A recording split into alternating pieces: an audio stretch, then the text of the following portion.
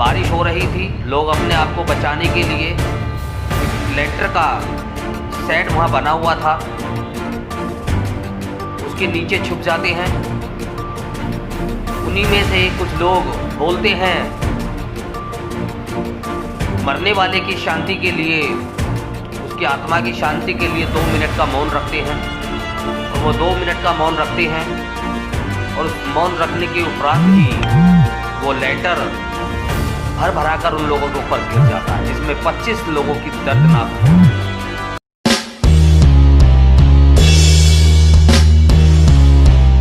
सबसे पहले तो आपका भाई विजेंद्र भारती है, पूरी टीम भीमसेना की तरफ से उन सभी शहीद युवाओं को, जिन्होंने ना चाहते हुए भी अपने प्राणों को त्याग दिया, उनके लिए मैं आप सभी लोगों के माध्यम से, जितने भी लोग हमें सुन रहे हैं, सभी लोगों की तरफ से उनको हम लोग भावपूर्ण श्रद्धांजलि अर्पित करते हैं। उनके परिवार के साथ में हमारी पूरी संवेदनाएं हैं। मुझे कल वहाँ जाना था, लेकिन मैं किसी कारण से नहीं जा पाया, बारिश का भी मौसम था। और दूसरा मैं ये बताऊं, सम्मानित साथियों, मेरे जो बड़े भाई हैं वो खुद हॉस्पिटल में एडमिट हैं और 1 हफ्ता से ज़्यादा उनको हो चुका है, कैंसर पीड़ित हैं। 3 दिन पहले ही उनका ऑपरेशन हुआ है, उनकी हालत गंभीर बन गई थी, जिस वजह से मैं आप लोगों के बीच में भी नहीं पहुंच पाया। आप लोगों के बीच में जिस तरीके से मानवता रूपी अपने विचारों को लेकर के मैं आप लोगों के बीच में सदैव रहा हूं, उन लोगों को एक मार्गदर्शन भी देता रहा हूं जो मुझे फॉलो करते हैं। मैं बीच में नहीं आने का जो मेरा वजह और रीज़न जो था वो यही था। तो सम्मानित साथियों, आप जहाँ भी हैं, मेरी वीडियो समाप्त होने के बाद में इन 25 लोगों की आत्मा की शांति के लिए अपने ही घर से बैठ कर के जहाँ भी आप हैं 2 मिनट का मौन अवश्य रखेंगे। दूसरा, कल रात्रि में, कल दिन से लेकर के रात्रि तक 4 मजबूर और असहाय किसानों ने भी अपनी प्राणों की आहुति दी है। ये वो किसान हैं जो एक व्यापारी और एक मजदूर के लिए जंग लड़ रहे हैं। व्यापारी अपने फ़ायदे और मुनाफे के लिए लड़ाई लड़ रहा है और इस व्यापारी, इस कॉरपोरेट के लिए देश की वर्तमान सरकार, मोदी सरकार पूरी तरीके से उनके साथ खड़ी है। और इन किसानों के साथ में अगर कोई खड़ा है तो इस देश की जनता खड़ी है, देश का मजदूर, असहाय, गरीब, वो व्यक्ति खड़ा हुआ है जिसके लिए ये लोग संघर्ष कर रहे हैं। व्यापारी चाहता है कि उसको जो मुनाफा हो, जो वस्तु या जो खाने पीने की चीज़ें आज हमें 10 से 15 या 20 रुपए किलो मिल रही हैं, व्यापारी उसको 200-300 रुपए किलो बेचना चाहता है। साथियों, मैं बात कर रहा हूं किसान आंदोलन की। इसी किसान आंदोलन में कल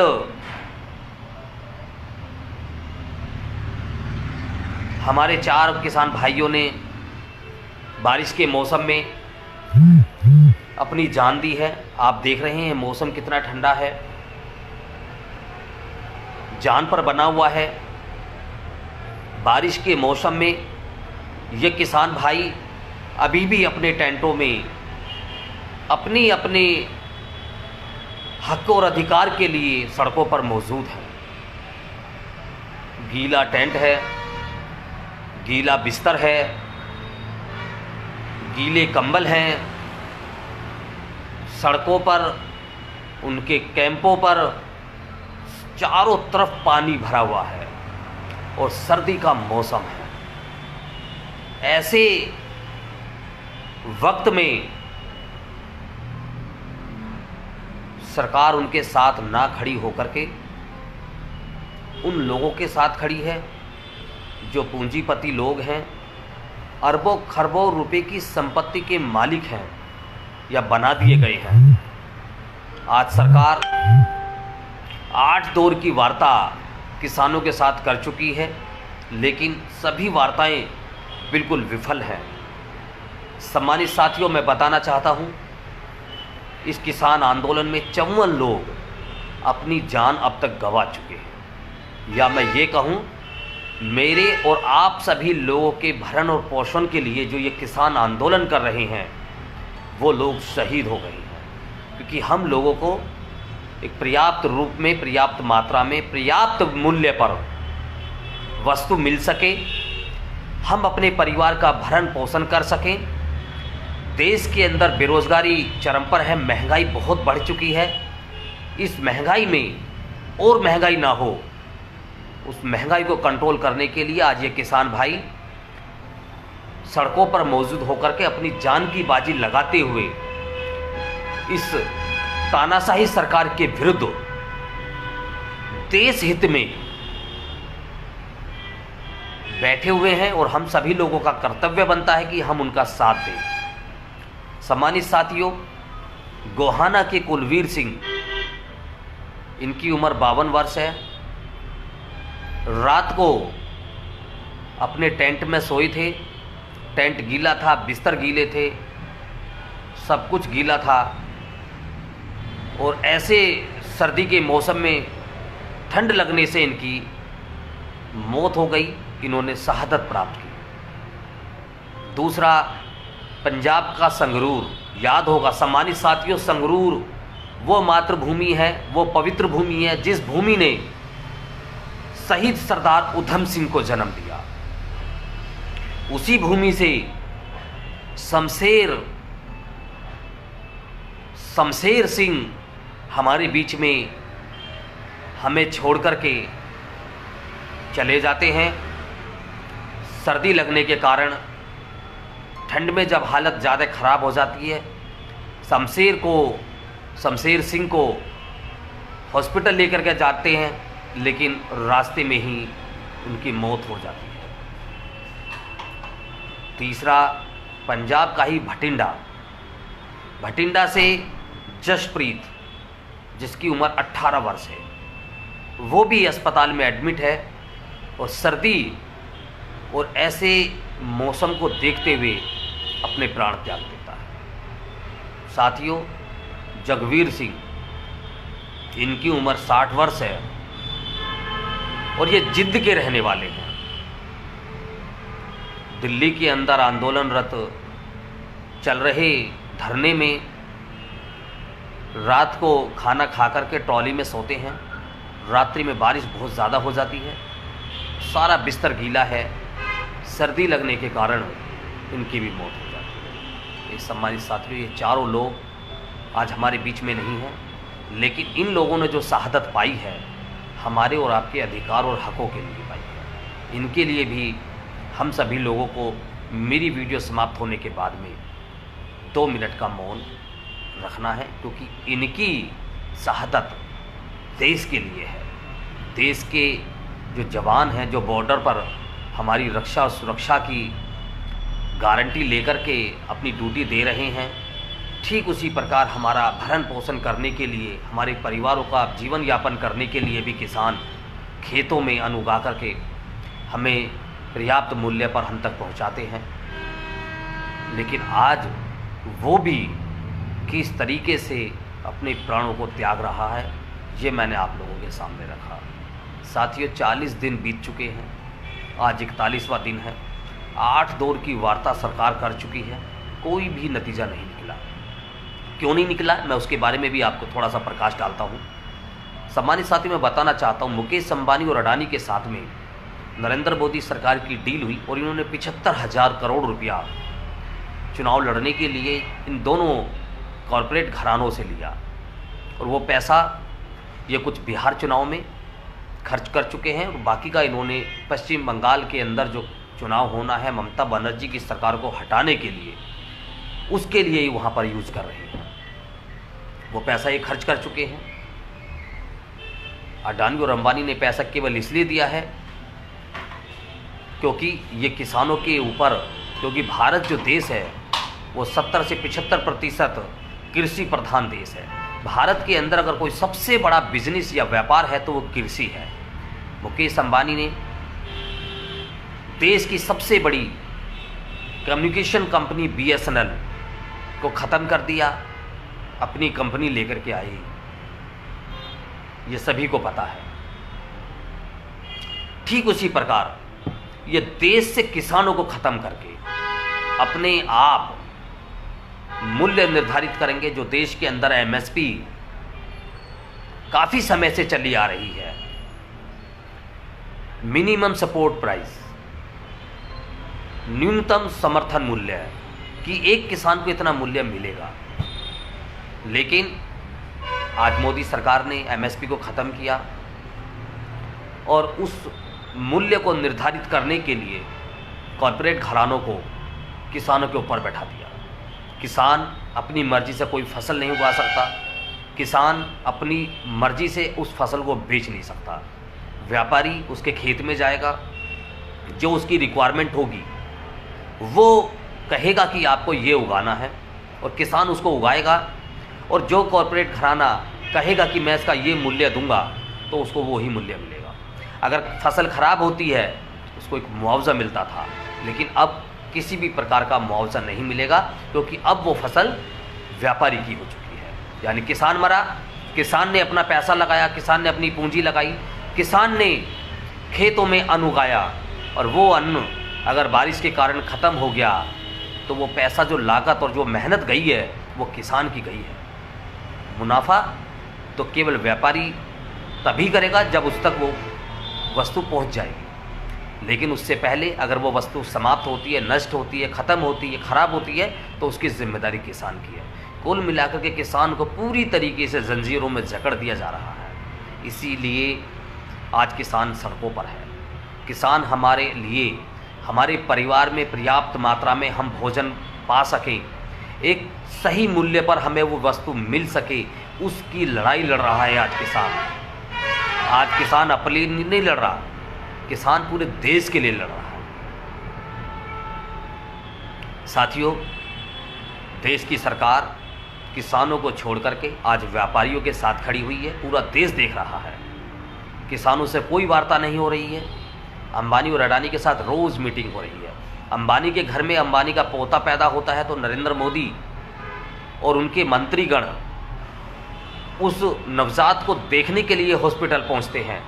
आज सड़कों पर बैठे हुए किसानों के कितने ही चिराग बुझ गए, मर रहे हैं, अपने प्राणों को त्याग रहे हैं। उनसे कोई वार्ता करने के लिए नरेंद्र मोदी सड़कों तक नहीं पहुंचता। और पश्चिम बंगाल में चुनाव होगा, बिहार में चुनाव हुआ है, वहाँ पर वोट मांगने के लिए नरेंद्र मोदी और अमित शाह और इनके मंत्रीगण वहाँ पहुँचते हैं, तरह तरह की बातें करते हैं, प्रलोभन देते हैं, सपने दिखाते हैं।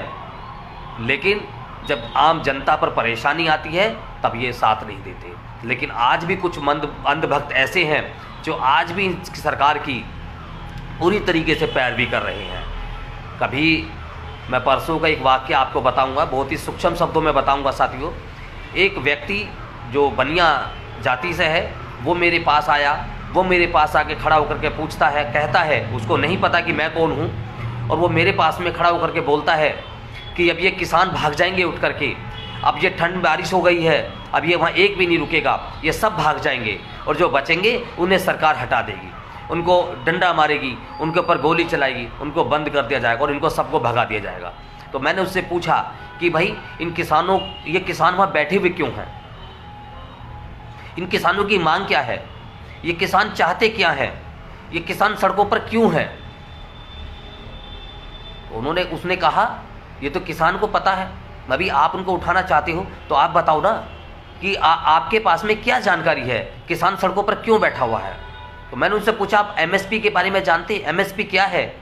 उसने कहा MST का मुझे नहीं पता, मैं MST नहीं MSP के बारे में आपको जानकारी है। उसने कहा कि मुझे कोई जानकारी नहीं है। मैं वो MSP को लेकर के ही आज किसान सड़कों पर बैठा हुआ है। वो चाहता है कि MSP जो देश में सदियों से चली आ रही है, काफ़ी समय से चली आ रही है, किसान की जो फसल है उसका जो मुआवजा उसको जो मिलता है, किसान की जो फसल है उसका जो उचित मूल्य उसको मिलता है, वो आज ख़त्म कर दिया जा रहा है। एमएसपी ये है।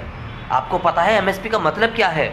उसको ये नहीं पता, लेकिन उसको ये पता है कि नरेंद्र मोदी जो काम कर रहा है वो सही कर रहा है।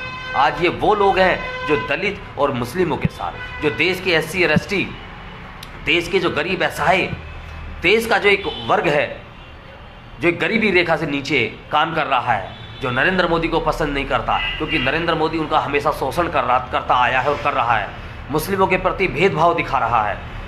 ये वो लोग हैं जो मुसलमानों के साथ में भेदभाव करते हैं। आज नरेंद्र मोदी के साथ वही लोग खड़े हुए हैं, वही लोग वाहवाही कर रहे हैं कि नरेंद्र मोदी बहुत अच्छा काम कर रहा है। लेकिन उन लोगों से अगर आप पूछें कि ये लोग जो आंदोलन कर रहे हैं ये क्यों कर रहे हैं, इनके पीछे वजह क्या है, इनकी मांग क्या है, उन्हें कुछ नहीं पता। ऐसे ही आंदोलन NRC, CAA और NPR को लेकर के हुआ था। उन लोगों को ये नहीं पता NRC का मतलब क्या है, NPR का मतलब क्या है, CAA का मतलब क्या है, लेकिन वो लोग उसका विरोध करने के लिए सड़कों पर आ गए। तमाम तरह की उन्होंने बातें की। उसी प्रकार से देश के अंदर SC ST जो एक्ट बना हुआ है उसको समाप्त कर दिया गया। उसके दोबारा से पुनः लागू करने के लिए देश के अंदर बहुजन समाज ने बहुत ही एक अच्छी तादाद के साथ में देश का नहीं विश्व का सबसे बड़ा बंद और आंदोलन करके दिखाया। उसके लिए भी इन लोगों ने उनको देशद्रोह कह करके पुकारना शुरू किया था। साथियों, ये लोग वो हैं जो सदैव बहुजनों का और देश के मुस्लिमों का विरोध करते आए हैं। ये नहीं चाहते कि देश के अंदर समानता रहे, ये नहीं चाहते देश के अंदर एक लोकतंत्र बचे, ये नहीं चाहते कि देश के अंदर एक धर्मनिरपेक्षता के आधार पर यहाँ पर लोग जीवन यापन करें। ये चाहते हैं देश के अंदर मनुस्मृति लागू हो, ये चाहते हैं देश के अंदर पाखंडवाद हो, ये चाहते हैं देश पूरी तरीके से अंधविश्वासी हो जाए, और उसी रूप में ये लोग काम कर रहे हैं। आया हूँ, उम्मीद करूँगा आप लोगों का प्यार और स्नेह जैसे मिला है ऐसे मिलता रहेगा। फिर मैं आप लोगों के बीच में एक बार और अपनी बात को दोहरा दूँ। मुरादनगर में लेंटर टूटने के कारण शहीद हुए 25 भारतीयों के लिए और देश के अंदर 54 किसान जिस तरीके से अपनी शहादत दे चुके हैं, उन सभी के लिए आप लोगों को मेरी वीडियो समाप्त होने के बाद जहां भी आप हैं 2 मिनट का मौन आप अवश्य रखें, क्योंकि ये देश हित में है और मानवता हित में है। मैं अभी आप लोगों से विदा लेता हूं और अपील और अनुरोध मैं हमेशा आपसे करता रहा हूं, वीडियो को शेयर करें, लाइक और कमेंट करें। टीम भीम सेना देश के अंदर सामाजिक संगठन है, गैर राजनीतिक संगठन है। आप लोगों की हर एक आवाज़ को अपनी आवाज़ बनाते हुए हमेशा संघर्षरत रही है, आगे भी रहेगी। आपका भाई विजेंद्र भारती आप लोगों के बीच में पूरी निष्ठा और आस्था के साथ आपकी आवाज़ बनता रहा है। हम लोग एक पोस्ट डलवाते रहे हैं, एक नंबर भी हम लोग दे रहे हैं। जो भी साथी, जो भी हमारा भाई या हमारी बहन संगठन को मजबूती देना चाहता है, कुछ नंबर हम लोग पेटीएम और गूगल पे कर रहे हैं, फ़ोनपे दे रहे हैं। तो उन नंबरों पर जिस तरीके से भी आप चाहें आप अपनी तरीके से उसमें मदद कर सकते हैं। आर्थिक मदद बहुत ज़रूरी है, क्योंकि हम लोग संघर्ष तभी कर सकते हैं जब हम लोगों के पास में एक दूसरे के पास पहुंचने के लिए संसाधन मौजूद हो, और वो संसाधन हम लोग तभी उन लोगों को उनसे पा सकते हैं जब हमारे पास में थोड़ा बहुत धन होगा। तो साथियों, मेरी बात आप लोगों ने ध्यान से सुनी, आप लोगों का बहुत बहुत धन्यवाद। मैं आप लोगों से विदा लेता हूं। जय भीम, जय भारत, जय संविधान, जय लोकतंत्र। सब्सक्राइब करें आपके अपने चैनल समता आवाज़ टीवी को, बेल आइकन दबाना ना भूलें सबसे पहले हमारी वीडियो देखने के लिए।